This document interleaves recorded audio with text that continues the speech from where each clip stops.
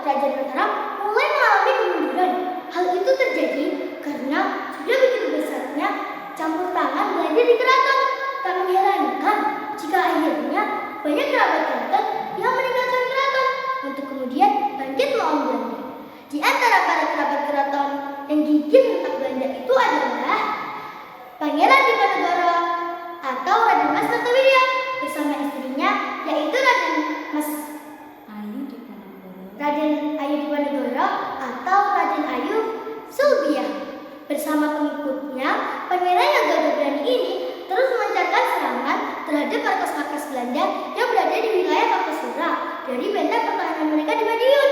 Di Madiun pula, Pangeran Diponegoro kemudian dinobatkan menjadi Sultan dengan gelar Sultan Harujapra. Pada awalnya, Sultan Harujapra sangat dekat dengan Belanda. Namun, karena penjagaan yang tidak sepenuhnya didukung oleh pihak keraton, akhirnya Sultan Harujapra dapat dikalahkan Belanda.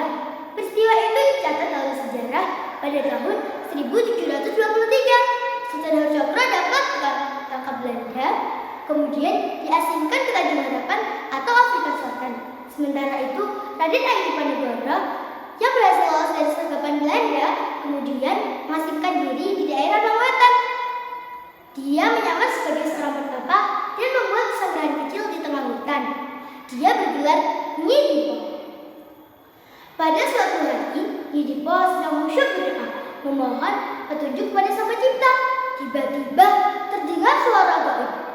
Permohonanmu terkabuli. Sekarang pergilah ke hutan. Di bawah pohon jati yang berlubang ada sarang burung derku yang jatuh dari atas.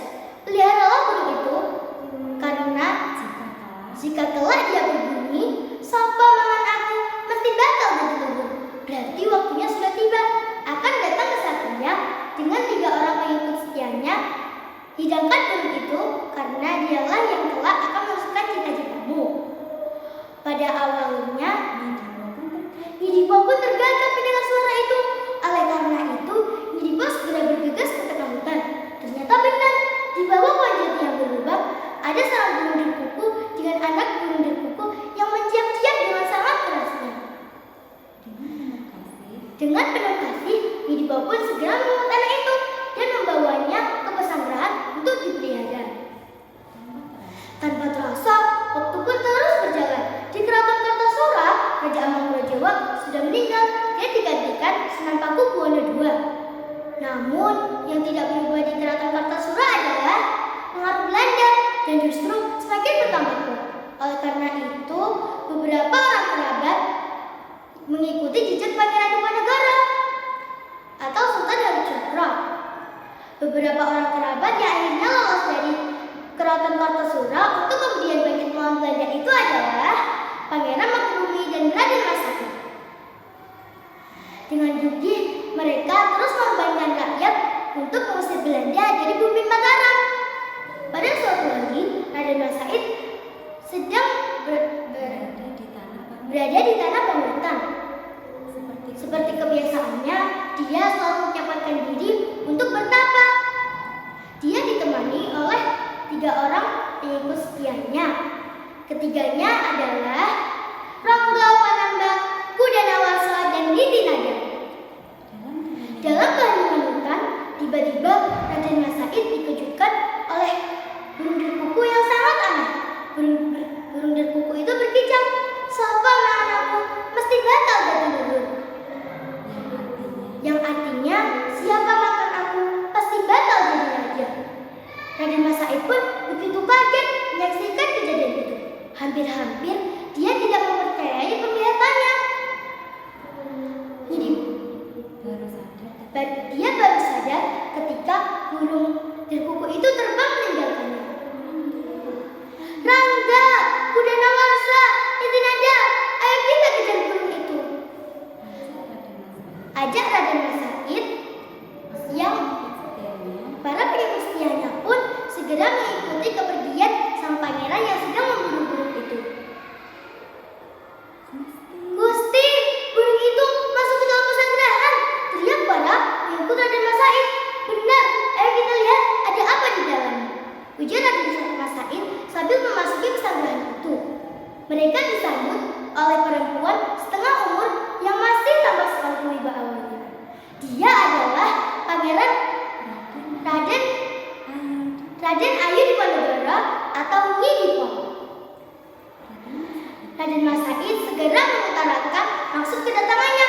Entah mengapa Raden Mas Said tak kuasa menjadi dirinya. Demikian pula Nyi Dipo. Saat melihat Raden Mas Said, hatinya langsung merasa dekat. "Kau dirunut sejarahmu, engkau masih terhitung cucuku sendiri, anakku," kata Nyi Dipo dengan penuh haru.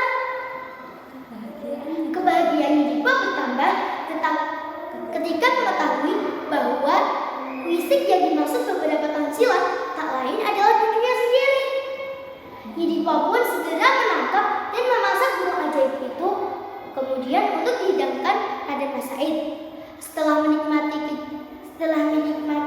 hidangan itu, Nyi Dipo pun segera menceritakan keberadaan burung ajaib itu dan juga tentang wisik atau tanda yang diterimanya beberapa tahun silam. "Wisik apa itu, Nyi Ageng?" tanya Raden Mas Said. "Wisik yang mengatakan dan meramalkan bakal kedatangan cucuku Said yang diikuti oleh 3 orang pengikut setianya. Hal itu telah terbukti, berarti waktunya sudah tiba." "Waktunya sudah tiba?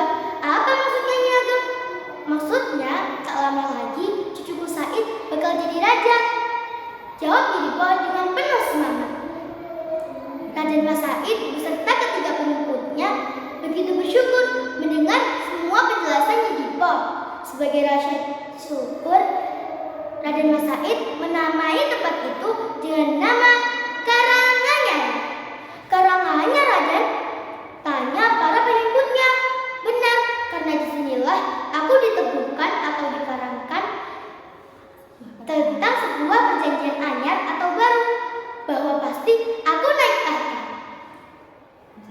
jawab Raden Mas Said dengan yang dianjurkan oleh segenap yang hadir.